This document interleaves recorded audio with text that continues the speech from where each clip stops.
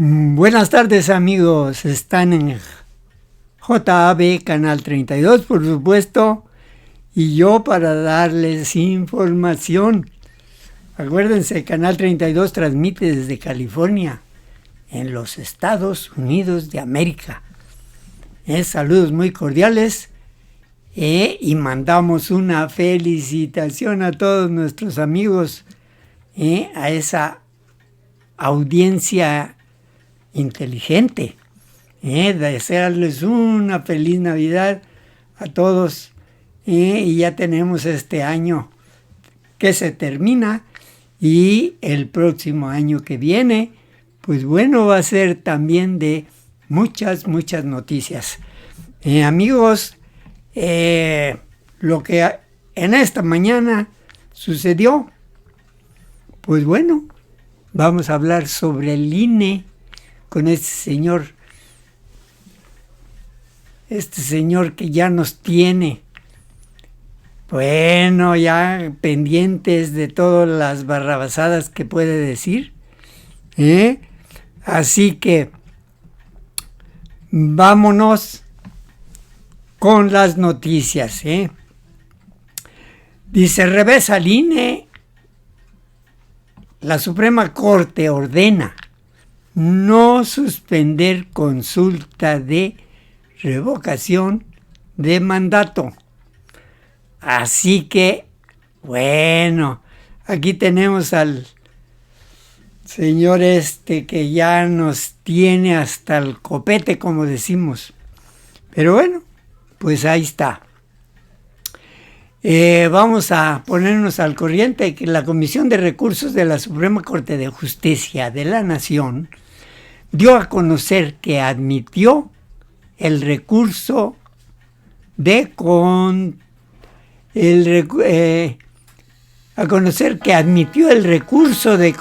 controversia constitucional al interpuesto por la Cámara de Diputados en contra de acuerdo aprobado por el Consejo General del Instituto Nacional Electoral, mediante el cual pretendían suspender de forma indefinida la consulta popular para la revocación del mandato. Bueno, esto es lo que ya sabemos, que estos señores como dueños de lo que es el INE, de lo que es ya todas las decisiones que se toman, pues ya son autónomos y pueden hacer lo que se les pegue la gana. Con la concesión de la suspensión, se favorece la continuidad de un ejercicio democrático y ciudadano. Además, el párrafo segundo del artículo 29 de la Constitución Política del país establece que los derechos políticos no pueden ser restringidos o suspendidos de manera general, por lo que la ejecución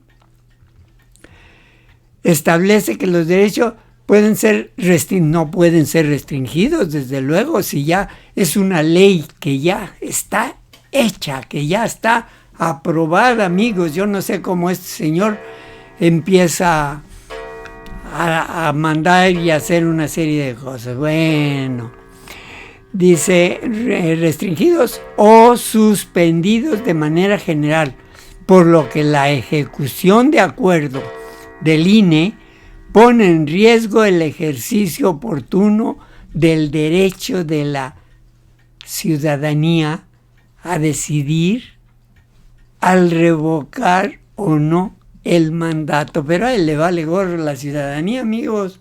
Pues eso ya lo sabemos, ¿verdad? Esto ya lo sabemos porque pues bueno, aquí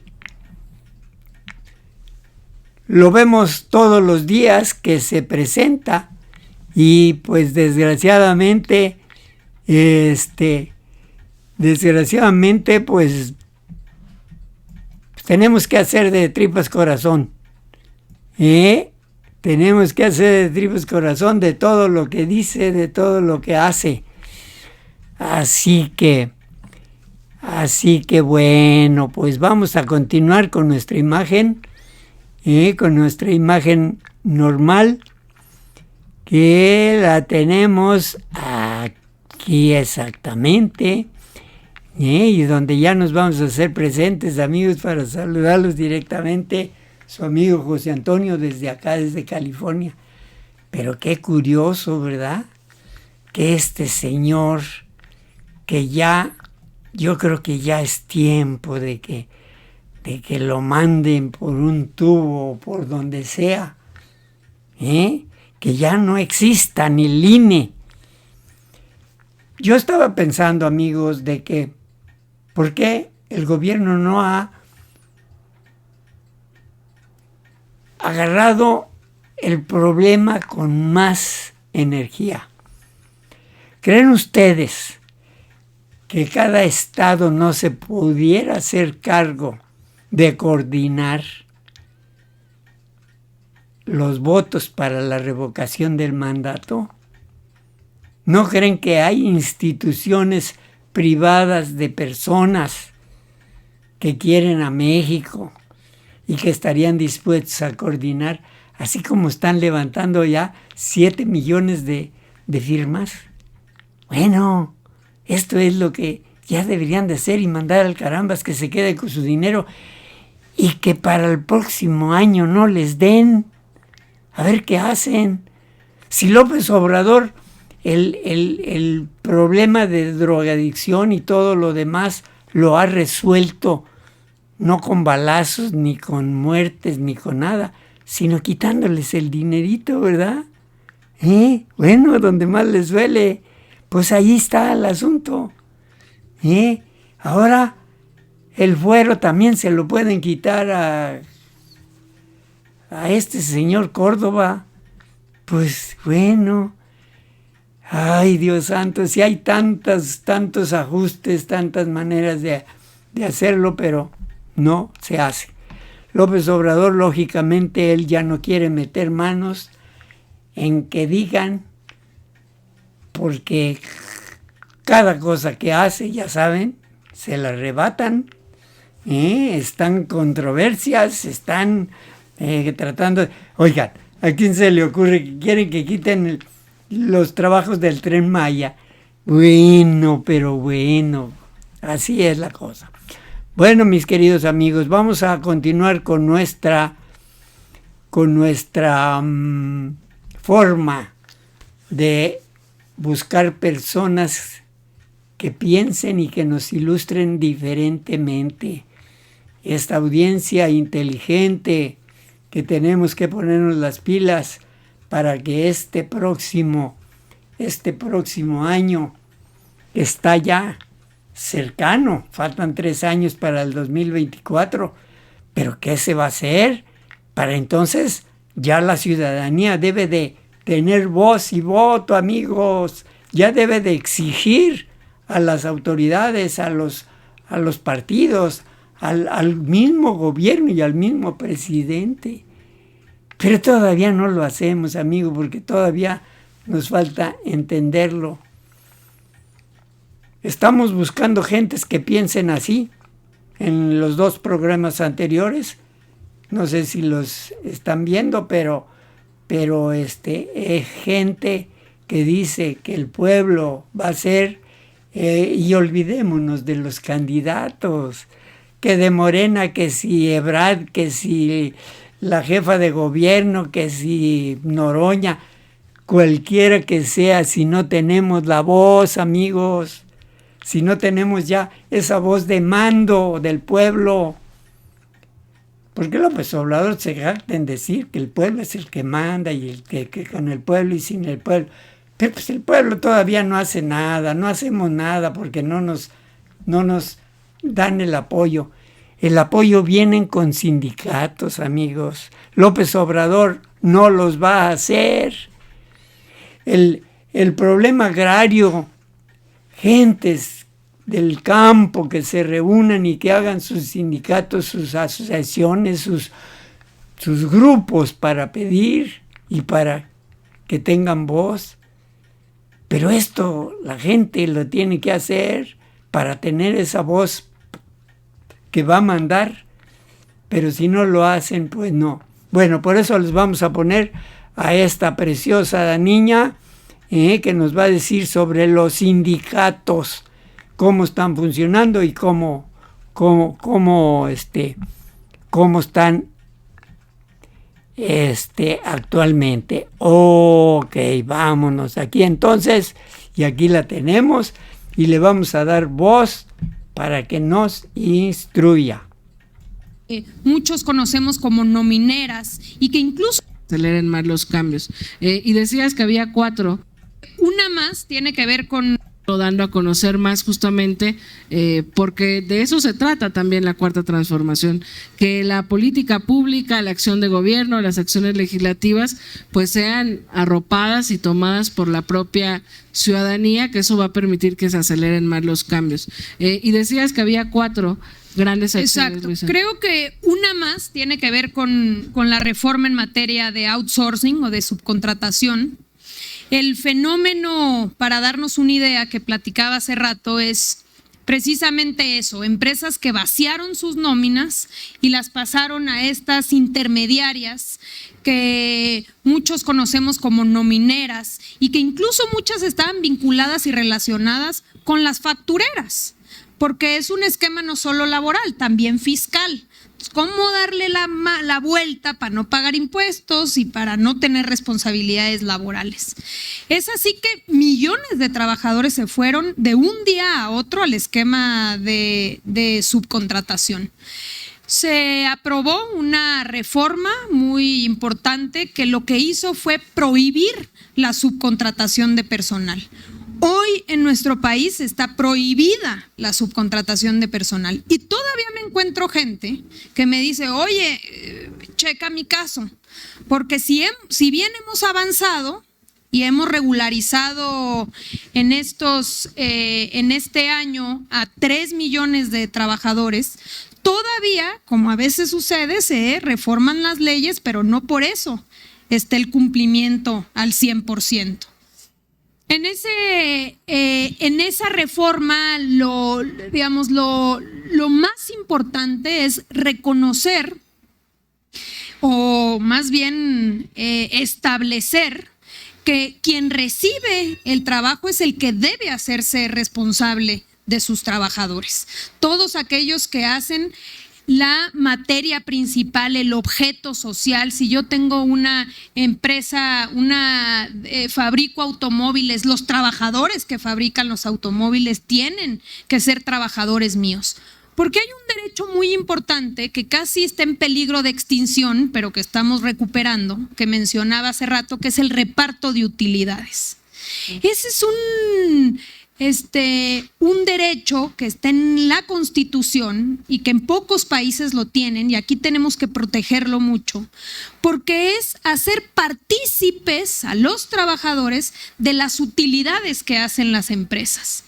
Yo generé mucha utilidad este año, pues entonces todos se van a beneficiar, y eso también incentiva que los propios trabajadores sean partes y también quieran que la empresa sea más productiva. Entre más ganancias, más utilidades, habrá mejor reparto en el mes de mayo.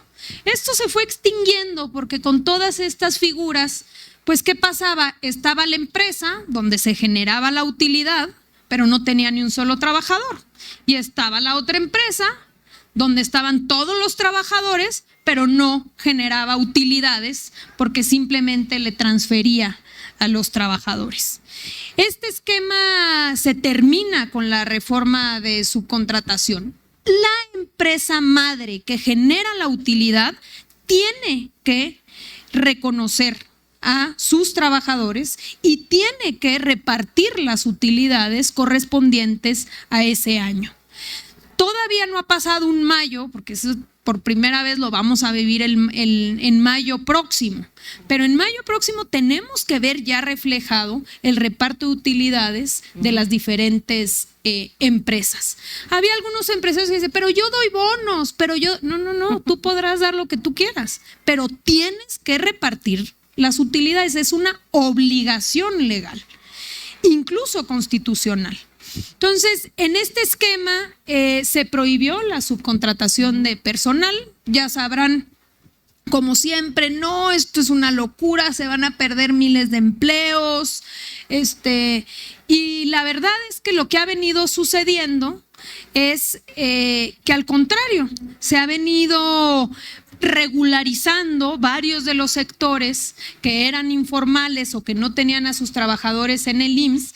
Y sobre todo, lo más importante es que muchos de ellos se han venido registrando con sus verdaderos salarios, porque también el fenómeno de la subcontratación está emparejado más bien a otro fenómeno, que es que me registren en el IMSS con un salario más bajo del que realmente gano. Y hay muchas personas, sobre todo más jóvenes, me dicen, me da igual, ¿no? Que es más, no conocen bien cuál es el salario por el cual están registrados.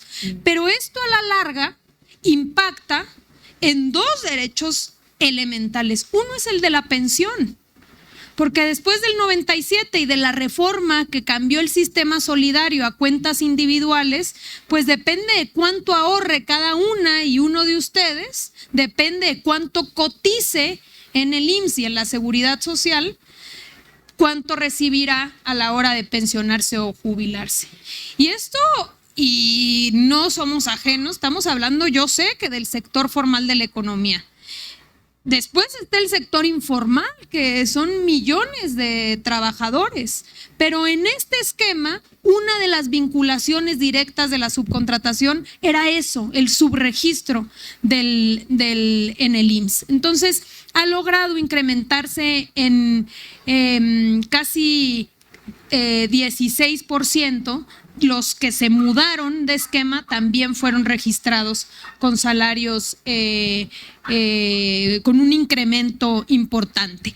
Y en el caso de las empresas que no transfieren personal, sino que tienen algún tipo de servicio especializado, se tienen que registrar en un registro público para poder dar seguimiento a que haya respeto a los derechos laborales. Entonces, yo creo que acabar con el esquema de outsourcing y de subcontratación era una deuda pues importantísima, porque ese esquema de 2012, que fue cuando se aprobó, a la fecha creció como espuma. O sea, se empezó a colar en todos los sectores, en todas las industrias. Ya no solamente era de algunas que son las no cumplidoras, no, hasta en muchas empresas transnacionales de importación. Entonces, yo creo que en ese sentido, ese es uno de los grandes avances. Y una de las grandes apuestas que serán muy importantes es el tema del TEMEC. El TEMEC por primera vez, antes el TLC, ahora el TEMEC, por primera vez tiene un apartado laboral. Antes era solo un tratado con Estados Unidos y Canadá, pero solo planteaba lo comercial, ¿no? Que es libre comercio y establecía las reglas en las cuales se tenía que dar esto.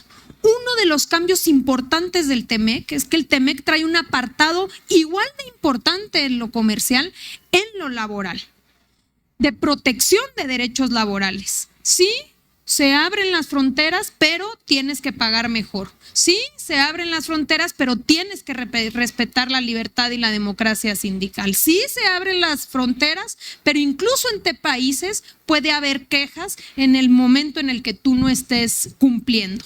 Ya tuvimos incluso nuestra primera queja en México. Estados Unidos presentó una denuncia a México por una empresa, una automotriz ahí en Guanajuato, que al iba a haber un recuento, una votación de trabajadores, se robaron las boletas, se destruyeron el material electoral, no respetaron la voluntad de los trabajadores y no solamente, por supuesto que nosotros ya habíamos adelantado, pero aparte de que la Secretaría suspendió la elección y determinó que debía repetirse, también fue una queja internacional. Entonces el tratado ya trae estos elementos que tienen una visión más de conjunto, ¿no? De una región de nuestro país, Norteamérica, que hay que fortalecerla sí, pero no a costillas del salario de la gente. Entonces yo creo que estos elementos también han sido importantísimos y yo incorporaría, porque es una política laboral, el programa de Jóvenes Construyendo el Futuro. Claro. Uno de los enormes dramas en nuestro país es que cientos de miles de jóvenes, y no estamos hablando de jóvenes ajenos que uno no conoce, quién sabe dónde están, no. La gran mayoría de los jóvenes, no importa que hayan estudiado en la universidad, salen con títulos universitarios, maestrías, y al salir al mercado laboral, ¿cuál es tu experiencia? ¿Qué sabes hacer? ¿Dónde consigues trabajo? Hay mucha debilidad incluso en los sistemas de empleo. Entonces, ¿cómo le hago para conseguir? ¿Dónde toco? ¿A quién voy y le dejo mi currículum? Entonces, los esquemas para conseguir trabajo, pues casi son del círculo social, de tus compañeros de la escuela, de tus conocidos, de tus tíos, de tus familiares. Y es muy difícil entonces poder superar esas trampas para poder avanzar. Entonces, Jóvenes Construyendo el Futuro es un programa importantísimo porque no hace distinción de la realidad que esté viviendo el joven. Puede ser un universitario, puede ser una joven del sector rural. Si no estudia y no trabaja en ese momento, por cualquier circunstancia, el gobierno le garantiza un empleo por un año. Y ese año pretende ser un año para que se capacite, se forme, conozca, haga otro tipo de incluso relaciones personales, incluye al joven, a la joven, a una actividad que elige el aprendiz para poderse desarrollar un año. Y la inversión social que hacemos todos los mexicanos a través de nuestros impuestos es pagarle una beca durante este año. Hemos incorporado a 2 millones de aprendices en 3 años. No existe en el mundo un programa de empleabilidad juvenil tan importante como el que tenemos en nuestro país. ¿Qué se hizo anteriormente? Pues les llamaron ninis, como si se tratara de gente floja, que no tiene aspiraciones, que están incluso han atacado muchísimo el programa diciendo tiran el dinero, cómo se lo dan a los ninis, cuando en realidad la enorme inversión social para todos nosotros es que estos jóvenes que no están haciendo nada se incorporen a las actividades productivas, porque son jóvenes con ganas, con energía, y que sabemos que un año no necesariamente digamos, que no te resuelve la vida. No te resuelve la vida, pero es un empujón, es agarrar, es decir, vamos a dar un empujón para que agarres vuelito y puedas construir tu futuro.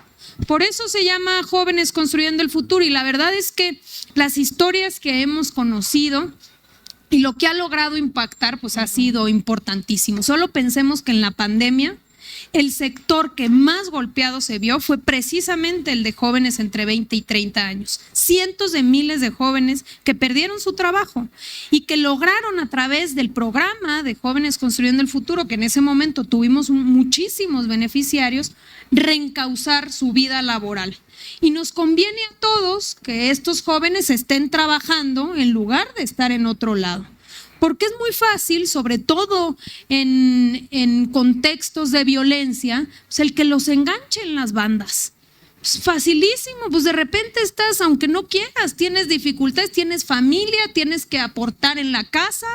Entonces, es mucho más fácil que las bandas los enganchen, y la idea es que realmente, pues, podamos apostar a que este programa pueda ser la garantía de una oportunidad. Entonces, eso es para el trabajo. Lo mismo está sucediendo en el caso de las escuelas. ¿Qué pasaba en las universidades? No hay cupo. ¿No? ¿Qué aplicas a la UNAM? No hay cupo, no pasaste el examen de admisión. Y ya con eso se lavaban las manos.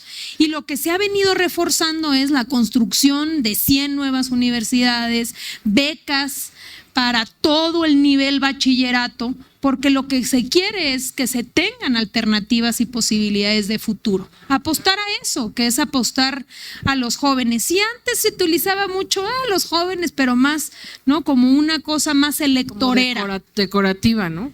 Exacto, más electorera, pero no había habido en la historia un programa de esta magnitud y con estos recursos. Y realmente una inversión social de esta naturaleza, pues la apuesta es que vaya fortaleciendo a estas nuevas generaciones. Y que no solamente se fortalecen ellos, sino también los negocios, las empresas que reciben a los aprendices y que los van formando en lo que requieren sus industrias. Y ya no tienen ellos necesariamente que pagar esa capacitación, sino reciben a los aprendices, los forman y finalmente se fortalecen ambos. Ahora el INEGI, yo creo que este es uno de los elementos más importantes y que nos da mucho orgullo y se los comparto. El INEGI en la última encuesta de la ENIC, que es esta encuesta que se hace en los hogares, sacó datos sobre los programas sociales. Se pregunta, ¿tú eres o no beneficiario de diferentes programas? Y en el caso de Jóvenes Construyendo el Futuro, coinciden los datos del INEGI a nuestros datos propios, que es que el 46% de los jóvenes que egresan del programa logran incorporarse al mercado laboral, consiguen un trabajo. Esa es la inversión que se quiere construir. Entonces yo creo que eso me parece que ha sido otro de los enormes logros. En una visión muy integral, Luisa, porque al final no solo le garantizas en el caso de Jóvenes Construyendo el Futuro una opción a quienes tienen las puertas cerradas y a veces, como bien dices, la única que está abierta pareciera pues la de la delincuencia, la de la criminalidad. No solo es una opción, sino que además pues me parece que genera grandes impactos, es decir, jóvenes que toman decisiones desesperadas de delinquir, hoy ya no las toman porque tienen una opción, porque el Estado mexicano les brinda un apoyo, una beca, porque después de un año yo me alcanzo a imaginar que quizás exagero, pero se les cambia su vida, es decir, conocen la vida laboral, hacen relaciones, a lo mejor hacen un gran empleo y los empleadores logran contratarlos, etcétera. Y es bueno conocer estos logros.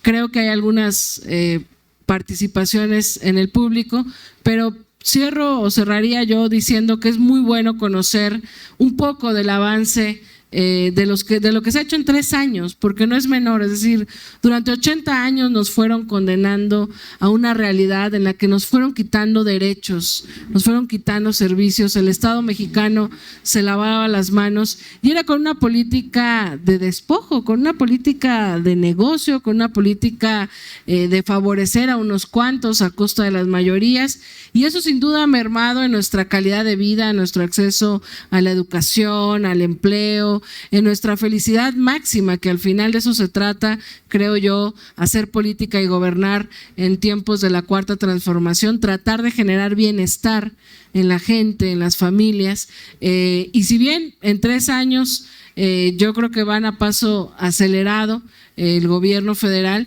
se está cimentando un nuevo país, pues habrá seguramente otros retos, pero sí es importante que quienes ahora nos escuchan y además también nos ven en vivo, pues conozcan parte de estos logros, porque hay una campaña de quienes buscan conservar las cosas como estaban, de demérito a todo esto, ¿no? Por ejemplo, yo recuerdo que me dio mucha tristeza, pero bueno, después de hablar con esta persona, recuerdo que en campaña encontré a una estudiante universitaria en una verdulería, tocando casa por casa, y me decía, pues estoy de acuerdo en algunas cosas, pero en otras no, porque ¿qué es eso de que nos quitaron becas a nosotros los universitarios?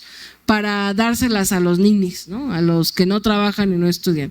Entonces, lo que me di cuenta cuando platicaba con ella era pues que solo tenía en la mente esta campaña de la derecha, que no conocía el proyecto, que no conocía cómo funcionaba Jóvenes Construyendo el Futuro, y que esta campaña estaba generando una pues incapacidad de solidarizarte, es decir, quienes tenemos la capacidad, no la capacidad, el privilegio más bien, quienes hemos tenido la oportunidad de estar en una universidad, somos profundamente privilegiados y somos una gran minoría.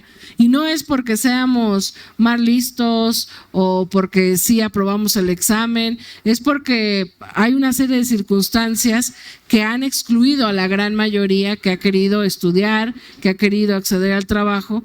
Y bueno, al final yo después de esta charla con esta chica, pues creo que entendió muy claro que no era regalarles el dinero, que había un acompañamiento, había un tutor, que la Secretaría del Trabajo les da seguimiento, etcétera. Y también que yo le decía a ella, pues al final tú vas a salir de la universidad y no creo que tan fácil tengas un empleo. A lo mejor tú también podrías ser beneficiaria de este programa. Entonces, pues creo que hay mucho que hablar, hay mucho ruido en la discusión pública, pero yo estoy convencida de que se está construyendo otro país, de que en el ámbito laboral, que yo creo que es uno de los motores de las sociedades, pues hay avances ahí que ya ha compartido Luisa, y pues será importante pues que nosotros asumamos también que estos logros son logros del pueblo mexicano que ha acompañado un cambio, y hay que defenderlos porque pues nos fueron quitando derechos incluso conquistados por otros mexicanos valientes, y los quitaron en un plumazo a través del Pacto por México, a través de estas reformas, sin discusiones, alegando con propagandas falsas, y la realidad es que nos fueron demeritando nuestra vida laboral. Y bueno, pues otra vez pues agradecer a la brigada por habernos invitado. No sé si quieras decir algo último, Luisa. Nada, para abrir pues paso agradecerles mucho. Un gusto haber compartido algunas de las cosas que nos parecen más importantes y relevantes. Vamos a la mitad del camino, pero la idea es seguir fortaleciendo el mercado laboral y los derechos, y proteger los derechos de los trabajadores en nuestro país. Así que muchas gracias. Gracias. Pues solo hay una participación, entonces pues adelante. Buenas tardes a todos. Vamos a ver que aquí, ¿cómo piensa la gente, amigos? Vamos a escuchar de todo esto que se hizo. Pues vamos a ver qué dice la gente, porque yo creo que todo lo que dijeron estas dos jovencitas va a ser mella para todo lo que se está haciendo y lo que se quiere hacer. A ver cómo piensa la gente. Ahorita le vamos a dar voz a estas preguntas. Creo que es una persona nada más, pero vamos a ver. Señorita Luisa María, yo de formación soy actriz, egresada de la Casa del Teatro, soy maestra de arte, he hecho cine, he hecho teatro, he hecho tele, radio. Tuve el privilegio de trabajar con el señor Paco Ignacio Taibo y con la señora Paloma Sáenz en la alcaldía Coyoacán en su momento, Para Leer en Libertad y Abuelas Lectoras. Nosotros logramos una red de 80 abuelas lectoras que trabajaban en 50 centros de Coyoacán. Del 2019 a acá, hasta el día 29 de noviembre, yo fui tallerista de Pilares. ¿Sí? Tallerista en Pilares El Reloj y Pilares Tasqueña. Y fui dada de baja por habernos manifestado el día 29 exigiendo nuestros derechos laborales. ¿Cómo es posible que con una trayectoria de 30 años de trabajo donde me conocen, no podamos tener acceso a un contrato laboral y solo seamos beneficiarios de un programa? Dentro del programa Pilares, nosotros hemos sufrido, o yo en mi caso y muchos más, porque hay denuncias, acosación, hostigamiento, persecución. A mí me encerraron 3 horas en un Pilares, mi mediadora y mi monitora, para firmar un reporte de incidencia en mi contra por cosas que yo nunca cometí. Y como el caso mío, hay más de 100 casos.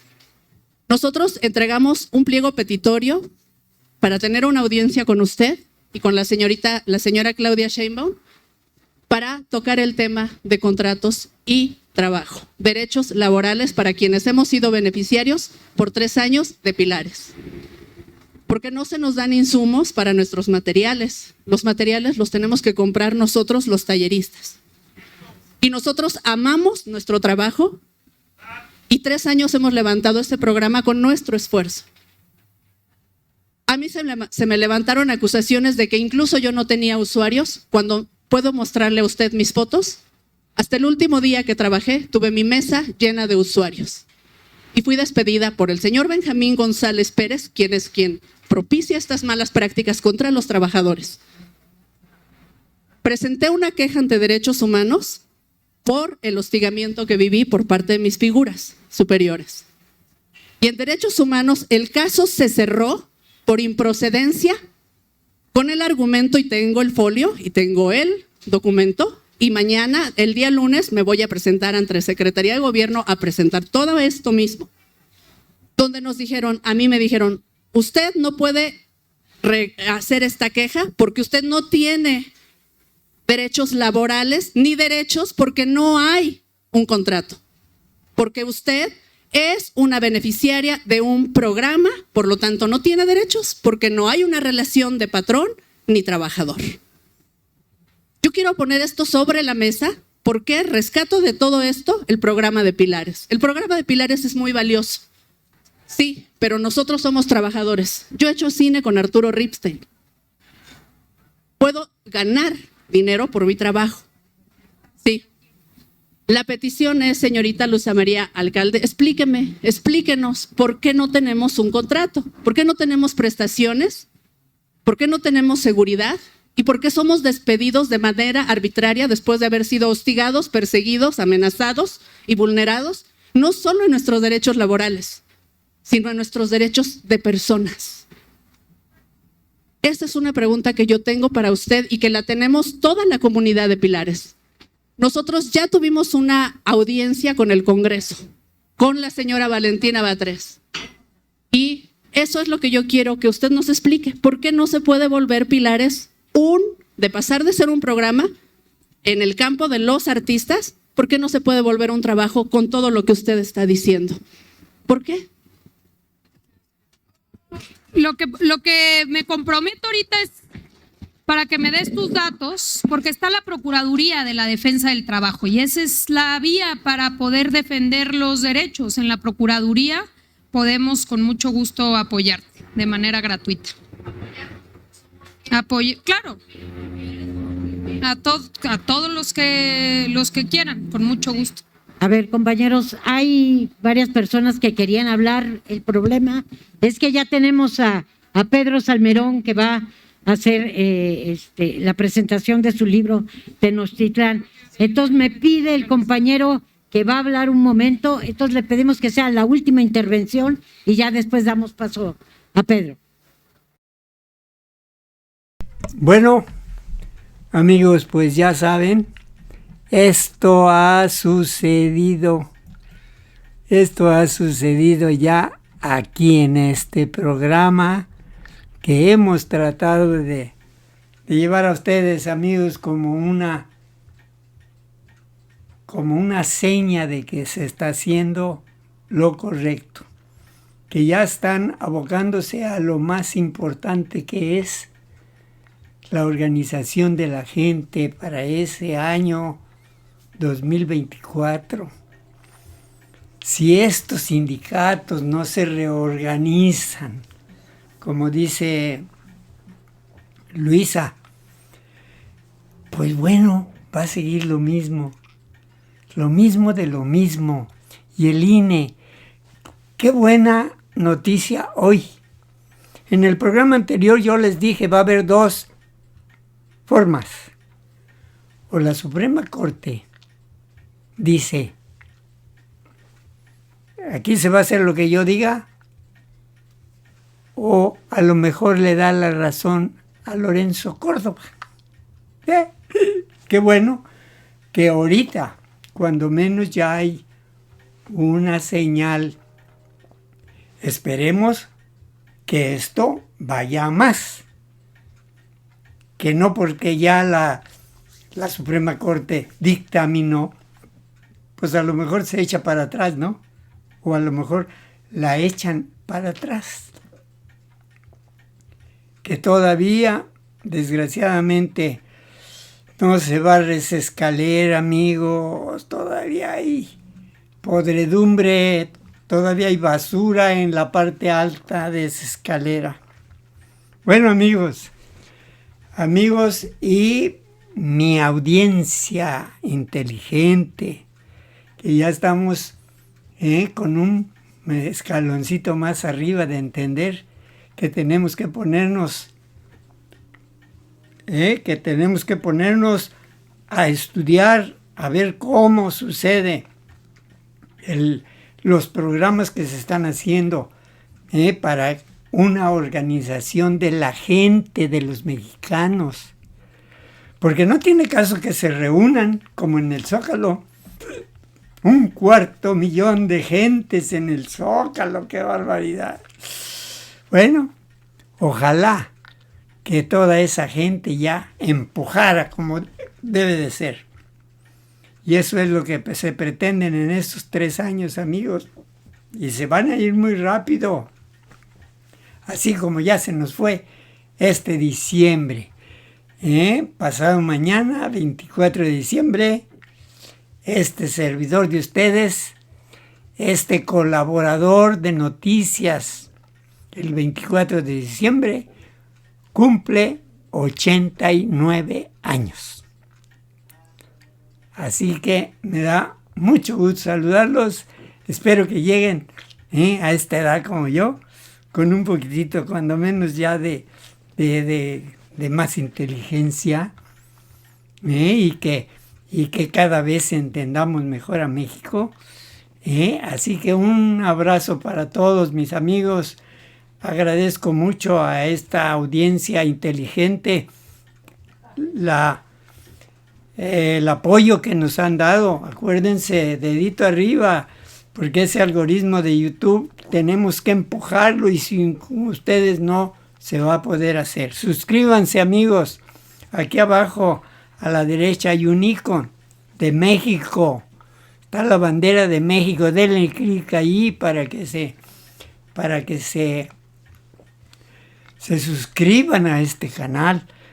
Acuérdense que es gratuito y que su apoyo es invaluable, amigos. Un abrazo para todos, que tengan una feliz Navidad. Pónganse todavía las